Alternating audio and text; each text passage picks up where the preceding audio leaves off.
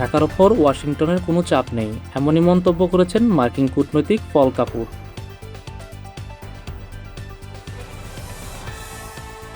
সম্প্রতি এক বক্তব্যে তিনি জানান, যুক্তরাষ্ট্র বর্তমান বাংলাদেশের ওপর কোনো ধরনের রাজনৈতিক বা কূটনৈতিক চাপ প্রয়োগ করছে না, বরং দুই দেশের মধ্যে সম্পর্ক রয়েছে স্বাভাবিক ও সহযোগিতামূলক।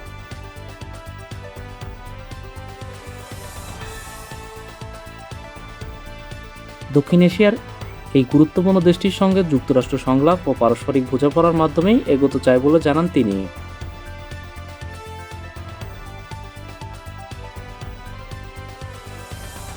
উল্লেখ যে অতীতে নির্বাচন এবং মানবাধিকার ইস্যুতে বাংলাদেশকে নিয়ে আন্তর্জাতিক অঙ্গনে নানা আলোচনা তৈরি হয়েছিল। তবে পল কাপুরের এই বক্তব্যে পরিষ্কার এই মুহূর্তে চাপ নয়, বরং সম্পর্ক বজায় রাখার অগ্রাধিকার দিচ্ছে ওয়াশিংটন।